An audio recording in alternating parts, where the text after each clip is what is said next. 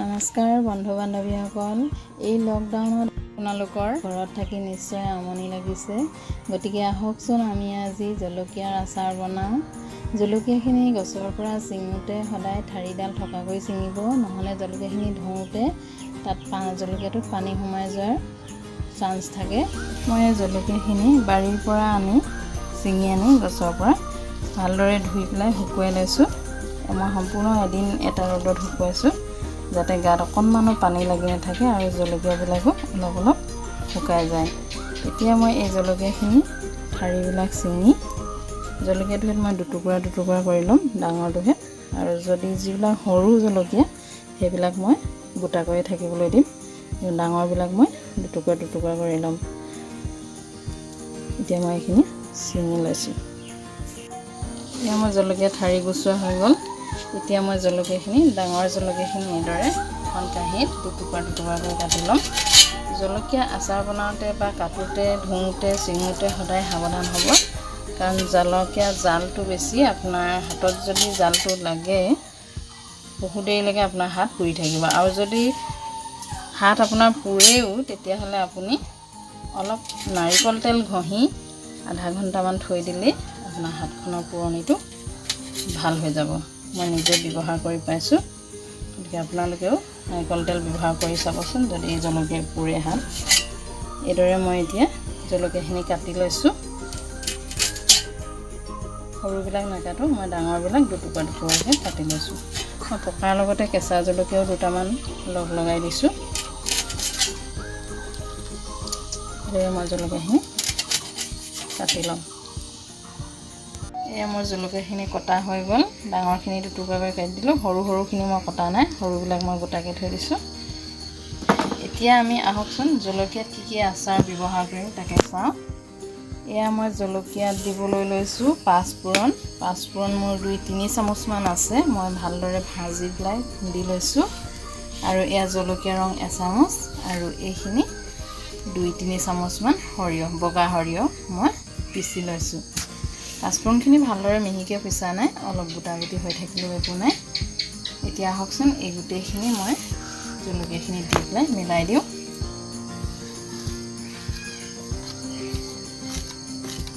এয়া মই পাঁচফোৰণখিনি দি দিলোঁ, লগতে জলকীয়া ৰংখিনি আৰু লগতে সৰিয়হখিনি গোটেইখিনি মই ইয়াত দি দিলোঁ। আৰু ইয়াত সোৱাদ অনুসৰি চামুচ নিমখ দিম। আৰু সোৱাদ অনুসৰি 1-1.5 চামুচমান নিমখ দিছোঁ। মই এতিয়া ভালদৰে মিক্স কৰি ল'ম।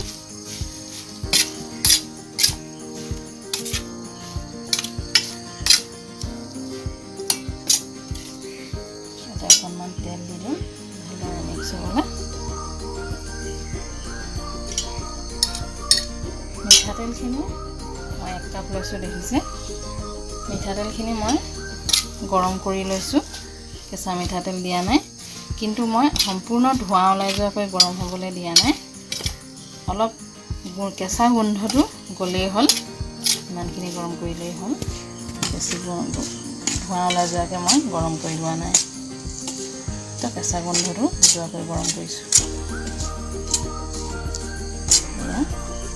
এতিয়া মই এইখিনি এটা চিচাৰ বটল ভালদৰে ধুই শুকুৱাই লৈছোঁ। ইয়াতে মই এইখিনি ভৰাই দিম।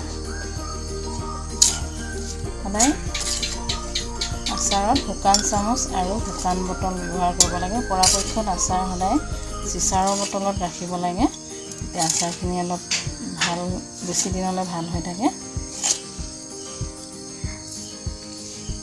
এতিয়া যিহেতুকে লকডাউন, গতিকে মই ক'তো ওলাই যোৱা নাই। মই চিচাৰৰ বটল মই প্ৰায় আনো আচাৰৰ কাৰণে, আচাৰ ৰাখিবলৈ। গতিকে মই এইটো মোৰ দেখিছে আপোনালোকে কিষাণ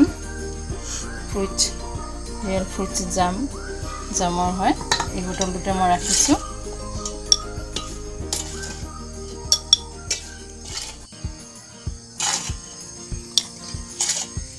এয়া মোৰ বটলত ভৰাই দিলোঁ, গোটেইখিনি ভৰোৱা হৈ গ'ল। এতিয়া মই ইয়াতে মিঠাতেলখিনি দি দিম। বটলটো পুৰা ভৰ্তি হৈ গ'ল। জলকীয়াখিনি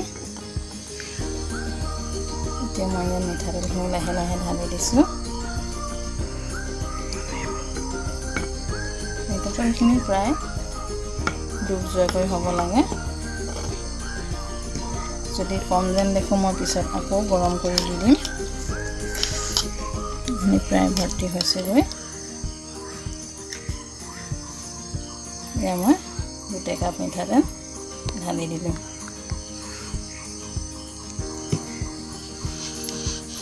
তাৰপিছত গোটেইখিনি মই ঢালি দিলোঁ এনে প্ৰায় ধুনীয়াকৈ ডুব গৈ আছে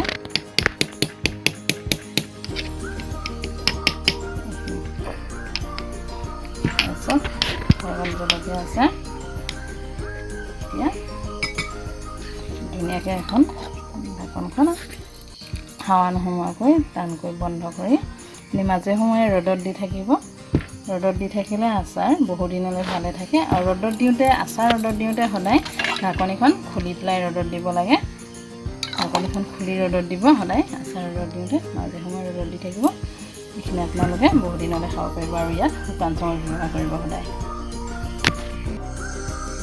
এয়া চব দেখিবলৈ কিমান ধুনীয়া হৈছে আপোনালোকে বনাই চাবচোন এইদৰে জলকীয়া আচাৰ কেনেকুৱা লাগে খাই চাব মই কিন্তু এইদৰে জলকীয়া আচাৰ থৈছোঁ তেন্তে আজিলৈ আহোঁ নমস্কাৰ বন্ধু বান্ধৱীসকল আৰু আপোনালোকে নিশ্চয় দেখিছে মই চেনেলটোত কিবা কিবি 2-এটা ভিডিঅ' আপলোড কৰিছোঁ আপোনালোকে যদি ভিডিঅ'বিলাক চাইছে তেন্তে ভিডিঅ'বিলাক চাই লাইক কমেণ্ট আৰু শ্বেয়াৰ কৰিবচোন আৰু লগতে চেনেলটো ছাবস্ক্ৰাইব কৰি দিব যাতে মই কিবা নতুন আচাৰ হওক বা কিবা ৰেচিপি বা যিকোনো ভিডিঅ' মই আপলোড কৰিলে আপোনালোকে পোনপ্ৰথমে ভিডিঅ'টো পায় তেন্তে আজিলৈ আহোঁ